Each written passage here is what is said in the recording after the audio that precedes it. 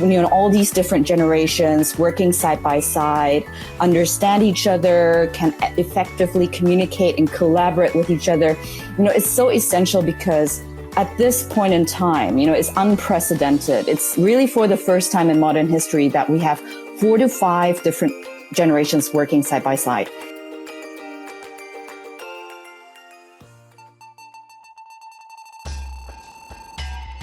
Good morning, good afternoon, and good evening. Welcome back. If we haven't met before, great to meet you. My name's Aaron.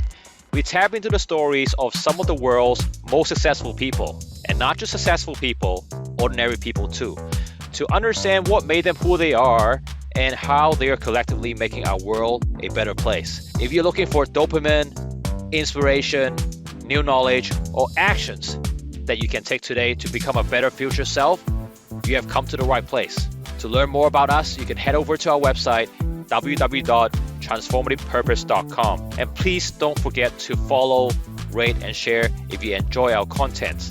Everything you see here is run by myself and a small team, and we'll really appreciate it. And last but not least, our mission is to build a global community to inspire. Enjoy.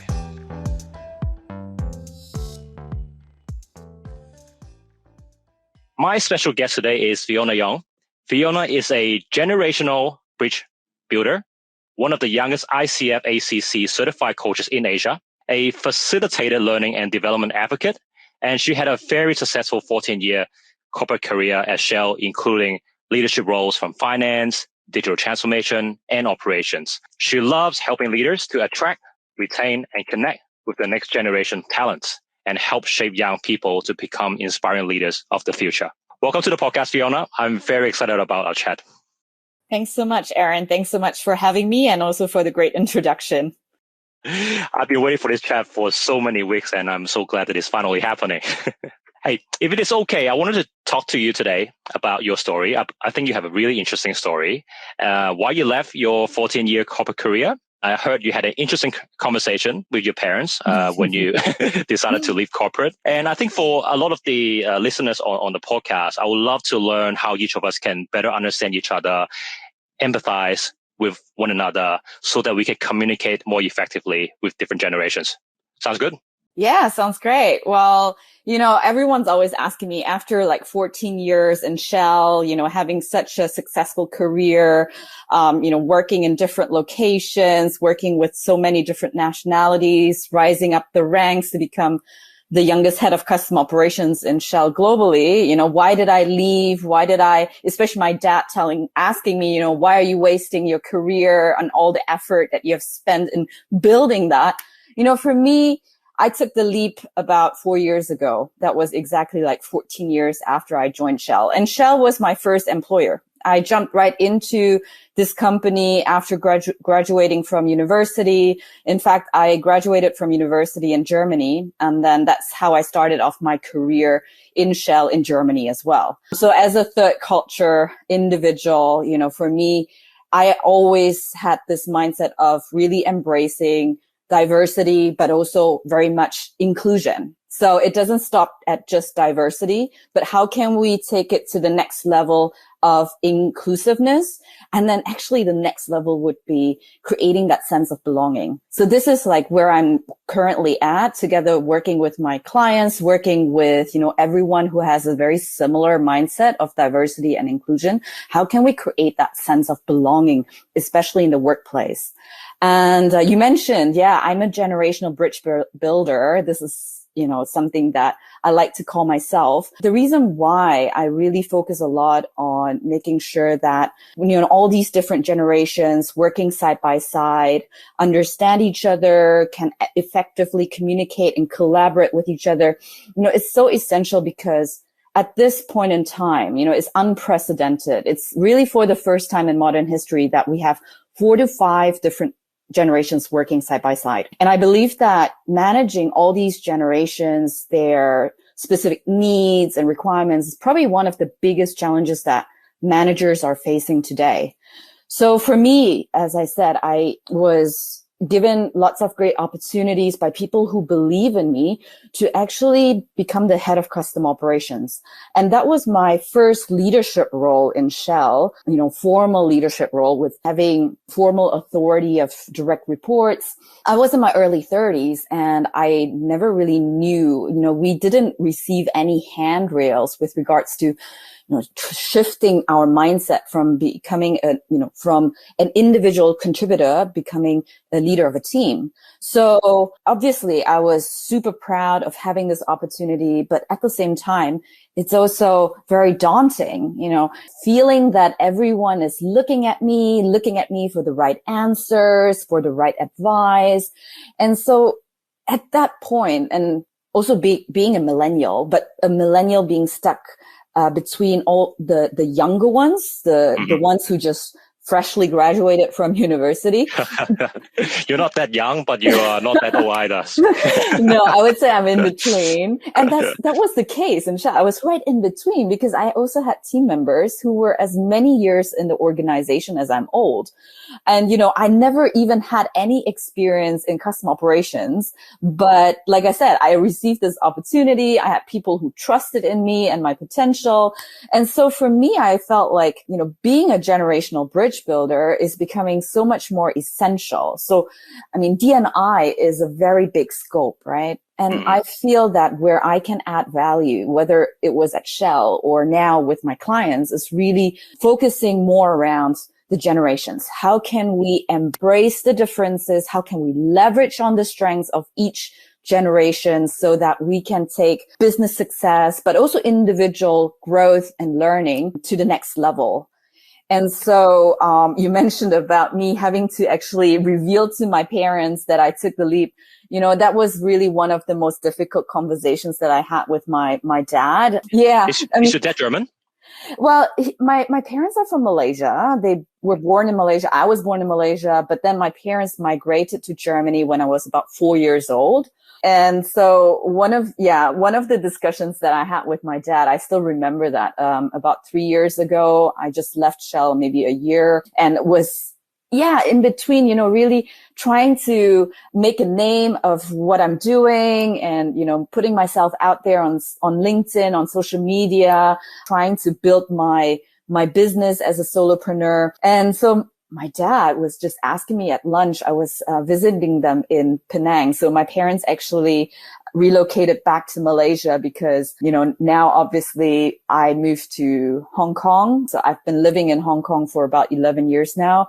And my younger brother actually moved to Japan almost like 1.5 years after I left Germany. And so my brother is now in Taiwan. Basically all the kids are back in Asia. And so my parents thought, okay, let's retire. Let's sell the Chinese restaurant in Germany. So again, quite stereotypical, right? Yeah.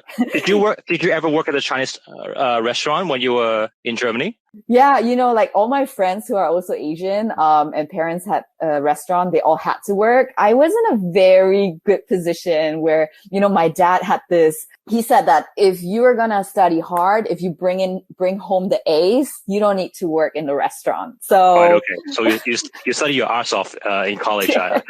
I assume. To be honest, it already started at a very young age, right? Child labor in Chinese restaurants or Asian restaurants are the norm. Like my husband, who is actually, his parents are from Hong Kong, but he was born and raised in Germany. He had to start working like when he was, I believe, like 12 years old. So we all had to fake it. I think for our generation, we all had to fake our age. No, but he was really 12 years old. So he started working in the restaurant at 12 years old, and it's where the bond with our Chinese parents are very strong, even though the Chinese mentality, even though we grew up in a very Western atmosphere, Western society, is still very much ingrained in us, right? So yeah, my parents relocated back in Penang. So basically what happened is that when I had lunch with my parents 3 years ago in Penang, my dad was like, why ask me this question? Why do millennials always just want to chase after their dreams? And What kind was of, your reaction? well, that's the thing. And the question I think came about because he wanted to implicitly poke around, my situation, leaving Shell and now having to run my own business and, seeing whether or not it's actually going to take off. And so normally my reaction would be like, I would be super triggered by these kind of questions. Yeah, it's like a hot button, right? But it's so funny at that time, I actually, instead of reacting, instead of like responding as his daughter, I just put myself, like wearing my coaching hat and just trying to explore that question, where it came from. And, for me, coaching has, receiving my coaching certification is not necessarily just for, me having more credibility in front of my clients, but it actually personally helped me also to understand myself better and to eventually take the leap. So when my dad asked me that question, I actually asked him a question back. So you treated him as a client. Well, in a way, but I just wanted to explore that question, where it came from. So I asked him, when you were younger, when you were in your late teenage years, what was one crazy adventure that you did, that you experienced? And so, cause I kind of knew a little bit about my dad's really big dream in life when he was a teenager. He wanted to, move to Germany, but I never really asked him deeper questions around the why, his purpose. And so during lunch, I actually asked him that. So, what was your biggest adventure? And he told me that when he was 19 years old, he actually backpacked from Malaysia to Germany. So when I say backpack, he didn't take a plane, right? Because he didn't have money for that. He actually had to borrow $100 from my grandmother. And she only got that money because she had to sell her sewing machine. So he took that money and together with his friends, they took a ship from Malaysia to India, and then they took a train to Pakistan, and then went through Afghanistan, Iran, and all of these, for us, quite, I would say, countries that we could never imagine, just commuting through these countries, right? Mm-hmm. So I think he said it took him at least 2 months to get from Malaysia to Germany. And then he just fell in love with the country. He fell in love with the people. He started studying German. He started working in Chinese restaurants. And then he eventually came back to Malaysia, got married to my mom, got both of his kids, but this dream of his really stuck with him. And so, that was his crazy adventure. And I'm like, Dad, I am in my early mid 30s and taking the leap, and it's not even that crazy, but you were 19 years old. You had only $100. Uh-huh. You traveled to countries like Afghanistan. That is crazy, right? And then I asked him a second question. How did my grandparents actually react to that? And so he said that they weren't thrilled about that idea. I mean, obviously, even at that time when these countries were still relatively safe, they were still, they wanted him to be in Malaysia. They wanted him to work in the family business, but he just rebelled. So I just kind of asked him this question, and it just sparked that kind of the conversation, for him opening up, and for him actually, I think the critical part is for him remembering that he had this adventurous side of him and he just kind of forgot about it. And I think, these days when I talk to the mature generations, whether it's in a personal setting or in the workplace, they just need to remember how it was when they were that age, when they were younger, right? Or when they were a certain age. And this is actually where, when I work with senior leaders, just need to remind them that, hey, when you first started in your career, what are the most daunting events or situations that you had to face? What were your biggest challenges? And just put yourselves in the shoes of these, the next generation who you are complaining about. Just put yourselves back in their shoes when you were that age. What kind of challenges did you face? And usually they would tell me, hey, my boss who was like a much older generation, they were also super critical. So I feel like this is, we're all consistently complaining about the younger generation. It is it's a cycle. It will never stop. In fact, right now as millennials, usually it's us being labeled as entitled, lazy, and all of these labels, right? Which I very much disagree. Absolutely. And I'm also like, hey, look at all the positive aspects, creativity, entrepreneurial mindset. Try to leverage on those and not just focus on the negative labels. And I think, I'm not sure whether you remember, but in 2017, Simon Sinek had this viral talk going on about the millennials, right? Yep. I watched that. Yeah, everyone watched that. And so actually Simon Sinek, and I love all the books that he has written, his TED Talks. I read them too. Yeah. But the thing is, when he talked about millennials, I wasn't really agreeable. I felt that especially he was focusing probably much more on the Western millennials. And I can empathize with Western millennials because, I grew up most of my life in Germany, in the States, and I only spent my adulthood here in Hong Kong and Asia. And working with a lot of the next generation in Asia, they're actually very much different. I asked them as well, can you like sympathize, or do you see that you're very much similar to like these millennials who they are depicting on social media? And they say no, like they don't feel that they're very much similar. Yeah. And I think everyone is different, right? To me, I wasn't 100%. I think I was similar to you. I wasn't 100% agree with the generalization of some of the behaviors that he described in the video. Yeah. But certain traits and certain behaviors I have observed in the group in the past. But I believe everyone is different. I've seen, I've seen young people, millennials, that are super passionate. Their passion, when you put their passion in the right spot, they're super loyal. Yes. I mean, I'm a millennial. I was loyal to Shell for 14 years. Right? Exactly, right? Yep.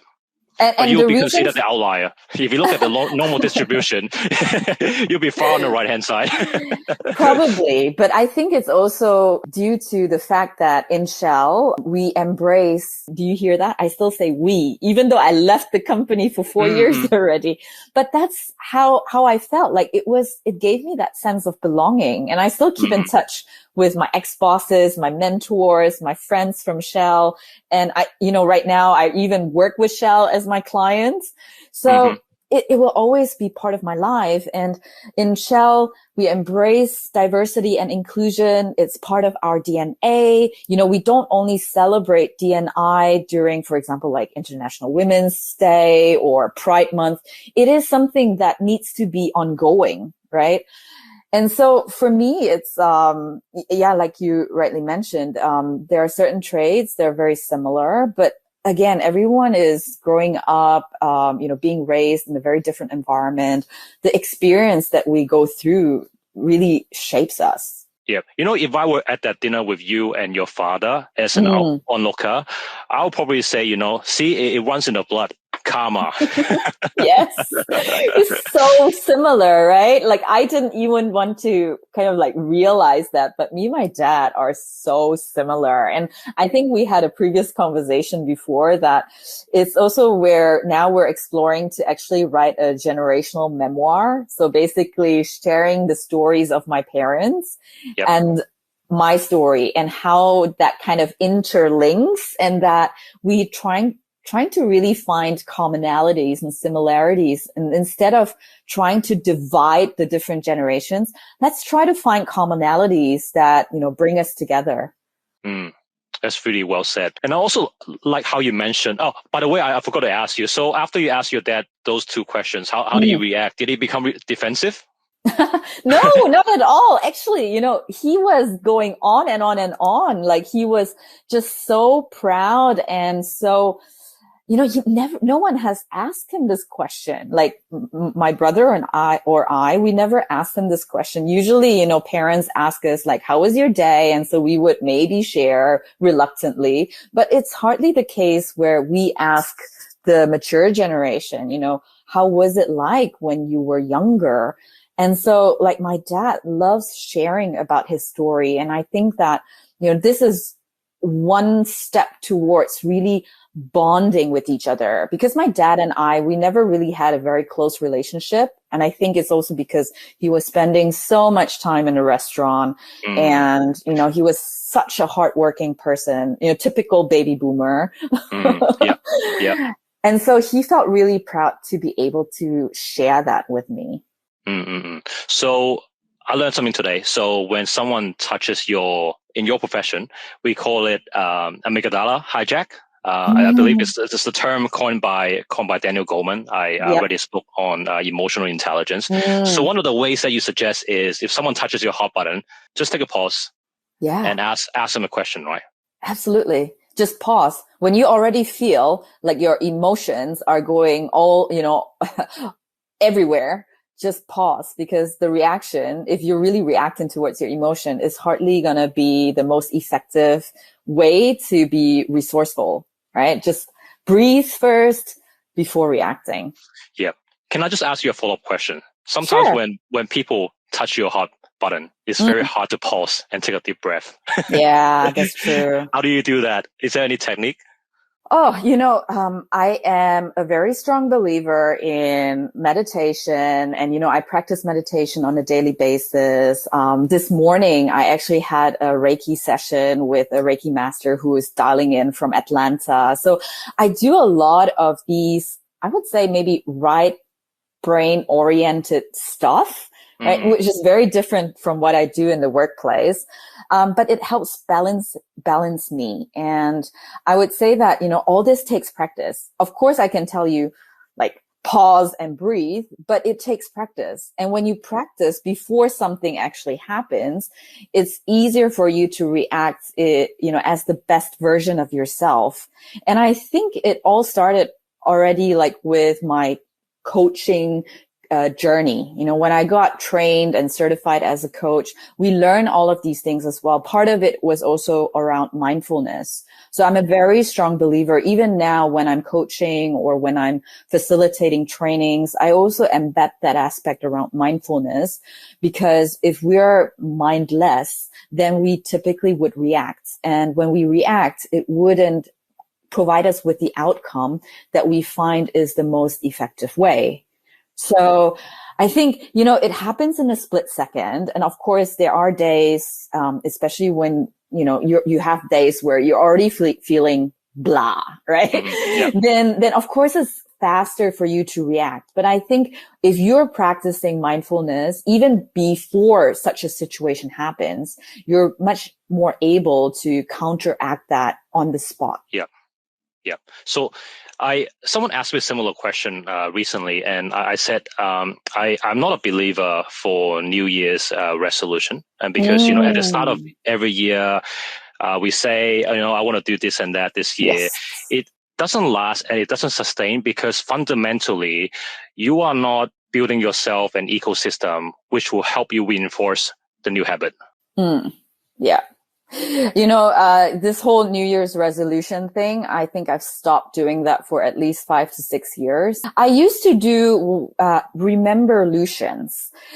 Remember-lutions, basically, there is a jar somewhere at home, and whenever during the year something great happens, you write it down and you put it in a jar. And then on New Year's Eve, my husband and I, we have this ritual. We actually pull out these, little scribbles and read it out and just really remember how much gratitude we should have towards life and all these success, and being proud of yourself as well of your achievements, right? I think that one really helped us. Another one that I do, and this is actually suggested by my mentor. So instead of having New Year's resolutions, I actually, and this is like a really top tip that I just share amongst friends. So this is gonna go viral, hopefully, with your podcast, because you have so many followers. So my recommendation, if you really want to take it to the next level, is to write a life script. And this was recommended to me by my mentor about 4 years ago. This is, 4 years ago, remember, that was a really huge transition for me from corporate to entrepreneurial space. And so writing a life script is basically writing your life, how it's going to look like 12 months later. And you look at aspects, holistic aspects around financial, your social relationships, your health, your own learning and development, your spirituality. So for me, one of the reasons why I call my company Holistic Consulting is really because I see individuals, I see organizations, not just as, corporate professionalism, but it's so much more than that. Is all these like different facets. So when you write your life script, it doesn't have to be that long. You just look at these 5 different elements in your life and write your life, how it's going to look like, in terms of your financials, in terms of your relationships, your health. You write it as if it already happened. It's like 31st of December, 2021. This is what has already happened. So you write it in such a way that is present tense or even past tense, and you put in all your emotions, right? Because what we always say, where the attention goes, the emotions will flow as well, right? And emotions is just, who said that? Is energy in motion, right? So we focus our attention on that. And for me, of course, not 100% came true. But I would say 70% is a pretty good result, right? Yeah. 70%. Just got to make sure your goals are smart, right? Yeah, Something that is achievable. It is. So here's the thing. The left brain part of me is always like, okay, gotta be smart goals. And this is what I do for like business stuff when it comes to the really detailed planning. But when it comes to my life and how it looks like, it's really much more holistic. I write it in such a way that it has already happened without any KPIs, but rather including my emotions. So it's an invitation for your podcast listeners really to, put aside that left brain orientation and just really explore that, your gut feeling, your intuition, explore that different side of you. And I know that it takes maybe a little bit more to explore that because it's so, I would say, so different, right? Like what we normally would encounter in a corporate environment. But, for me, I would say I succeeded, transitioning into entrepreneurship because of this other side of me. Right. Okay. Now I understand why we get along so well. What you just said is very similar to what we're trying to do here. So I very much advocate all of us just to focus on becoming a better future self, right? And I think that's a great way. I think the live script that you mentioned, I never considered that. Maybe I'll go home and try it now. And just to touch on the word smart, right? For those people who don't know what smart stands for, each letter actually stands for something. I believe it's specific, measurable, actionable, realistic, and time bound. That's what we meant by smart. Okay. So my brain cells are still alive. You got it spot on. Testing my memory here. Hey, I wanted to ask you, generations are influenced by different life experiences, critical events, and I guess sort of organizational culture. I guess in your past experience and also in your current experience working with so many different clients, how did you see this shape, I guess, the different values, behaviors, traits across the generations in the workforce? What are you mentioned about the similarities and differences. What have you seen and what are the challenges for a lot of organizations? Right. So maybe let's start about, the generational indicators, what I say, because of course we can look at research papers, we can look at Google, what are some traits of each generation. But then again, as you mentioned, depending on the culture, depending on the way you've been raised, depending on your life experiences, we're still unique individuals. But nevertheless, there are indeed generational indicators. So let's start with let's say the 4 typical generations who we encounter right now in the workplace. They're the boomers, the Gen Xers, the millennials or Gen Y. And then we have actually the emerging workforce, the Gen Z. They're starting to enter the workforce now. So for boomers, we know that they are, they're born in the 1945 upwards. So they were born in a phase where that's already the name of the generation. It was booming, right? They have lots of siblings. So they're very much focused on being very hardworking. They are okay with authority. They're okay with actually also different opinions because they have so many siblings, right? They grew up in a huge family. So this is also what you would see typically in the workforce. They're very resilient, and they actually get along really well with the Gen Z. So it's always like there's a gap between that. So Gen X right now. Oh, by the way, boomers, most of them obviously in very senior positions, and that's just typically because of their phase of life. But in about 8 to 10 years, most of them are going to retire. So this is... Mm-hmm. And these are also the guys that have a lot of life stories to tell, right? Because they were born just after, or they were born around the Second World War. Yeah. So they went through a very tough time.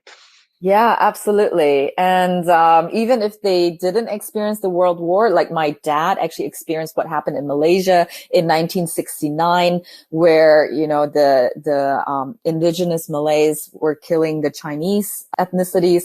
So they went through all of that. And I actually asked him all these questions last year when we had, you know, when we in the peak of the pandemic, because obviously working from home, we're struggling, but you know, asking that question, how they dealt with that even bigger challenge in their lives, right? Mm-hmm. I think that put things in perspective. So these are the boomers. And then we have the Gen Xers. So Gen X, they're quite a small generation, in terms of number. And this is also where you can see statistically in the workforce, not too many Gen Xers, but they are in leadership positions right now. Most of them are. Again, they are very hardworking, but they're also very individualistic. And that's because they typically grew up as a single child. Yeah. But they actually love work-life balance, which normally people would assume is something that millennials love. But I think it's also phase of life, right? Gen Xers, they're in their 40s, early 50s. They have families, so they have different priorities in life. So they value work-life balance. They want to, you know, integrate their work with their life, with their children. And so, Gen Xers typically in the workplace, my clients, they complain the most to me about millennials or the next generation, and they feel that they have been neglected. It's so funny because they're always like, oh, when I was young, no one actually, you know, ran leadership trainings for me and all of these things. And so it's really because of the number of this generation, right? It's nothing against them. It's just the sheer number. Because if you compare the boomers and also the millennials, so the millennials right now make up the biggest percentage of the workforce. I'm not sure at your organization, but typically like generally for my client base, and they range from retail, banking, finance, insurance, they are about like 70 to 75%, if not even higher. Yep. Yeah. Sounds about right. Yeah. And so, of course, millennials, we have these ugly traits or labels of being entitled, lazy. We start off our career and then all of a sudden 3 months later, we want a promotion. So these are the things that typically, right, people would attribute us. But I think where people forget is that this generation, they range from early 20s or mid 20s now to 40s to maybe late 30s. So for me, I consider myself a geriatric millennial. And what is that? Is that just in between the Xer and the millennials? There is. Thank you for pointing that out, Aaron. In fact, there is an in-between generation, a very short span of time, which is like 1978 to 1984. They're called the Zennials. But I usually don't want to mention them because it just gets people super confused. So I belong to the Zennials, right? 1978. Right. So am I. Yeah. So of course, I'm not biased, but I think we're the best generation. I'm not going to comment on that. The thing is why I'm saying that is because we grew up with an analog childhood and we have a digital adulthood. We see the world from both sides, whereas the younger millennials, the Gen Z, the Gen Alpha, it's all digital, right? They were born with an iPad. So Millennials, we all know, quite entrepreneurial mindset. And I think this is where companies need to really embrace that. But also bearing in mind that millennials are not just those who are, doing their TikToks or Snapchats, in their early 20s. There are people like us, like the geriatric millennials, the older ones who are already in, we have different priorities in life. We have family, and we are so different in comparison to our younger cohort, right? The cohort members. So I think we need to distinguish that. And obviously millennials have the label of being technologically savvy. And then the next generation, the Gen Z, they're coming up in the workforce now in their very early 20s, late teenage years. They're digital natives because, like I said, they were born with an iPad or iPhone. And it's like they're not only influenced by social media, they're actually they're dependent, they're reliant on social media. Guess which is the next generation, Aaron? Oh, I read about it. I can't remember now. What's after Gen Z? I can't remember. Sorry, you have to ring my bell. It's unfortunately like the pandemic, all these different mutant strains. Now they have all the the Greek alphabet. It's the same with the generation. So we stop at Gen Z. Now we have to start at Alpha. So it's Generation Alpha now. Okay. Yeah. What's going to be the next one? Beta? Probably. I'm pretty sure it will be. I wonder who actually named our generation. That is a great question. You're the first one who asked me that in the 4 years that I'm only talking about generations, but no one asked me like who actually who in the world is authoritative enough to give generation names, right? And the rest of us have to follow. Yeah. So I guess it's now, instead of looking at the differences, but looking at commonalities. And so when we look at commonalities, right, and it actually sparked through this whole idea is sparked by the conversation that I had with my dad, that we're both adventurous, that we're both courageous. So for me, like in the workplace, when I try to look at commonalities, it's really, understanding that all generations want to feel respected. They want to feel empowered and trusted. And at the same time, we all want to feel recognized for the good work that we're putting in, right? So I think it's really about, we may have different values. No, sorry. We have similar values, but we define those values differently. Right. And the younger generations are much more vocal about what they want, but equally the mature generation want the same thing. It's just that they're not that vocal anymore, right? Because they've been working for so many years already. And maybe even when they were our age, they were, they were adamant about what they want, but then they didn't receive it. And so they have gotten complacent. I'm in my late 30s, well, mid to late 30s. I just have, thinking about what I did, 10, 20 years ago, some of the activities, I don't have energy to do them anymore, Like partying? Yeah, partying a little bit. Yeah. I didn't party that much, to be honest, when I was young. I sort of missed out. I think I missed out the peak of my partying age. I don't think you missed much. All right. Oh, so that's great. Thank you. That's, a lot of observations, great stories. And, after speaking to you, I learned so much more. Just looking at the different similarities, like you said, and despite the different upbringing and life experiences, like you said, we actually have a lot in common. Yes. Being respected, being empowered, being trusted, and also getting recognition at work. So instead of focusing on the differences, as you said, always look for, what we have in common. Yes, I think that's the best way for us to really collaborate more effectively and communicate in a very inclusive way. Yep. So you are a facilitated learning and development advocate. How do you make that happen? It's actually where I have to put myself back in the shoes when I was where I was a participant of all these trainings and coaching sessions in Shell, right? For 14 years. It's a great company. We have so many opportunities to learn and be in those classroom trainings. And I always felt that what we were being taught was not very practical. And, we questioned all of these stuff. And so now when I work with my clients, I want to make sure that I also bring in the practicality of things, because it's not only knowing what to do, but actually doing what you know, right? So you can read tons of books, you can go to tons of classroom trainings, but if you don't apply it because you feel like it's not practical, then what's the point, right? You're wasting your own time. You're wasting money of your company for sending you to all these courses. So for me, as a learning advocate, is like a continuous learning journey, first of all.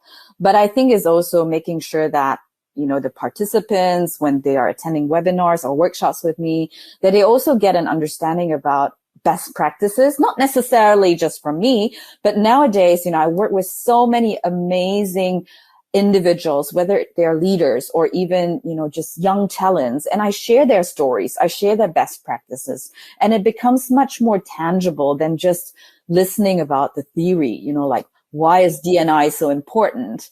Learning about the iceberg model, all of these stuff, right? Like what you would typically sit in classroom trainings, but rather making it much more practical and constantly advocating that, you know, everyone in my workshops or webinars, there's always one last question that I ask them.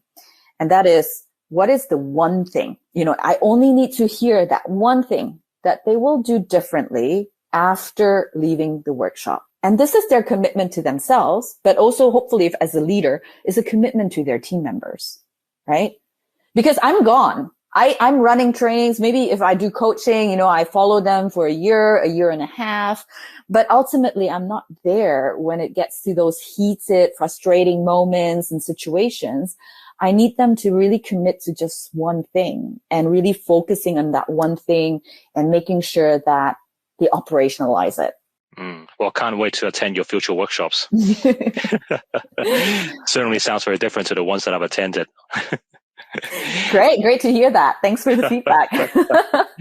I wanted to ask you some practical tips about actually on behalf of the listeners, right? You mentioned I think the last 2.5 years has been quite chaotic.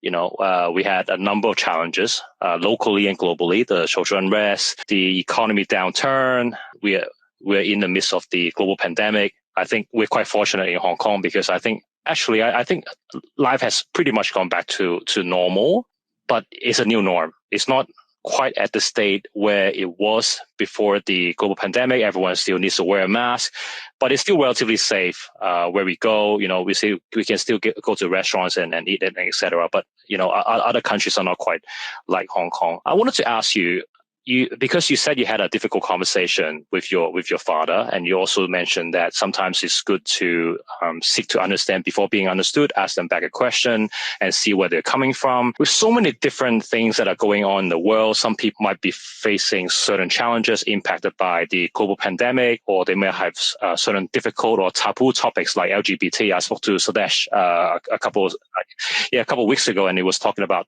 this huge DEI agenda across different corporations. If a listener has something in mind, it could be LGBT related, could be, you know, like yourself, maybe changing their career. How do they open up with their family, or how do they open up with anyone? Right. I think this is a really great question. And it's not only, like you said, it's not just, you know, LGBT conversations, it's career change, or even the little things, right? That I feel that we need to be more open to be vulnerable. Yeah, that's the one thing. Really embracing vulnerability. I think those of you guys out there who believe in what Brene Brown is talking about, her books, right, is really, how can we embrace vulnerability? And when you share these things, you know, when I have difficult conversations with, let's say my dad, especially, because we're similar, but yet completely different when it comes to communication and values. It's actually really highlighting to him the why. Like, why did I actually make that career change? And really openly sharing with him, not only that I wanted to follow my dreams, but also helping him to understand that being in a corporate environment, being in your corporate, I would say, comfort zone, because I was there for 14 years, right? Even though I was in different departments, I was still in a way in my comfort zone. There are always, of course, pros and cons, good and bad sides. And we need to share the story about also what what we're struggling with, the challenges. And I think when we're open to being vulnerable in front of others, we'll actually be quite surprised about their reactions. Obviously, I cannot say that everyone's going to react in the way that you want them to, but I think when you start, we both love Simon Sinek, right? When you start with why, right? Yep. When you start with why in any sort of conversation, it makes it easier for people to understand the bigger picture purpose. I didn't tell him like the what, because the what I'm doing is coaching. I'm, doing talks, facilitating workshops. That's the what. But why do I want to do that? Is because I do see myself like I feel like I'm like a glue between all these different generations, but also becoming much more aware at a very early stage in my life of my purpose of wanting to help other people really unleash their unique talents and strengths, but not only for their own benefit, but actually benefiting those around them. I wanted to be that first kind of like domino stone and create that chain effect, right? That ripple effect. So helping my dad to understand that it's not just me wanting to follow my dreams and, wanting to just pursue my own goals, but actually there is something much bigger behind it. I think that is one side. So this is more like the holistic kind of sharing of purpose, being vulnerable about it, being vulnerable about the challenges that I'm facing in my work life. But at the same time is also giving him some data. Yeah. So I always try to balance the left and right. Showing him the bank statements that you got income coming in. Well, I will share with him, like all these clients I'm working with, and he's seeing that, right? Like he's seeing the photos that I'm putting out there. He sees my client list, and he's really proud of that. He saw me on TV. He saw me, doing a TEDx talk. So my dad is not great at words of affirmation. He has never been that way. For him, it's more like acts of service. But he will, for him seeing the evidence that I finally have succeeded by myself, that's the other aspect, the other side of the coin. So I've already kind of like through my dad, even before that, when I was about 14 years old, I told my dad I wanted to move to the US and study there in high school all by myself. So I already came up with a game plan, like really a proposal. I gave him all the data, did some research, found a scholarship that would, minimize his cost. So it's like not only the big picture purpose, like the really fluffy stuff that excites people emotionally, but at the same time also providing the data, the hard facts. Yeah. Look, I think all parents ever wanted for their children, because I have a 2.5-year-old, is just to see their children succeed, happy and healthy. And I'm sure while the conversation that you struck with your dad at lunch at first didn't come out the way that you anticipated, I think all your dad had in mind at the time was just worrying about your future, worrying about your security, about this sudden leap of faith. Absolutely. And I knew that, right? Like I know that it was just good intentions behind his question, but it's normal, right? Like when you're in such an intimate, relationship, the boundaries are much lower. Like you would snap at your close family members much quicker than maybe towards your colleagues or your friend, right? Because the intimacy is so large, so big. And so just taking a step back and looking at it, and hearing the question from a different perspective actually can help us to be less reactive and create that stronger bond. And for me and my dad, that lunch, even though it sounds so mundane, but it completely changed our lives and our relationship with each other. Yeah, thank you. So my last question. If there's one thing, because you mentioned, you asked your workshop participants about this one thing, this takeaway, something they gotta do differently. What is that one thing each of us can do differently to help bridge our gaps with the next generation, either as parents or as mentors or as leaders? Right, right. You know, I'm a strong believer that it's really about bridging the gaps from both sides. And of course, I work with a lot of senior leaders. People are of the mature generations. They are very eager to understand how to attract, retain, engage the young generation. In that space, I would always recommend to listen more. Yeah. And when I say listen, it's really to listen to understand and not just to listen to respond. You know, truly listening to what the other individual has to say instead of just trying to come up with some advice. So I think listening, empathy is really important, and making sure that you remember how you were like in your life when you were at that age. I think we tend to forget that. But at the same time, like I said, is bridging the gaps from both sides. So I also give the nudge to my fellow millennials, or even now the Gen Z, that they also have to play a big role in generational inclusion, that they can't just see all the other mature generations as a service provider, right? Like when they join a company, they see the mentors as someone who's going to secure them the next promotion, or their bosses to make sure that they only give them the fanciest and sexiest projects. So it's, instead of just looking at others as service providers, they also need to proactively drive their own careers, drive their professional, but also personal development. So this is how I feel, you know, we can meet each other in the middle. And it's not just helping the mature generations understand the younger ones, but equally the younger ones need to learn how to empathize and learn from the mature generations. Great. Very, very insightful. Hey, Fyiona, thank you so much for all your time today and sharing your remarkable stories. I've learned a lot, and I'm sure so did the listeners on the podcast. Great. Thank you so much, Aaron. I really feel fortunate to be part of this podcast that you're putting out. So once again, congratulations from my end. You know, I've told you already, running a podcast and, you know, finding all these amazing individuals who are going to be there to talk to you on your podcast is really tough work. So, you know, you're having such a great vision, and I'm really proud to be part of, your journey, and also be part of this community that you're building. Thank you. And thank you for being part of what we do. I hope you enjoyed the chat. I always say our life is very much like discovering what the next chapter is in our own book. And what we do today can change the narrative in the next chapter. Our life, given by nature, is short, but it's not the duration that matters. What matters more is how many meaningful things we can do and how many people we can help in our life. I hope you have gotten some inspiration and new ideas about what you can do differently today. And as you are doing it, remember to also change your ecosystem so that you can sustain it. I firmly believe our world will be a much better place if all of us are focusing on becoming a better future self together with the people we love. See you in the next episode.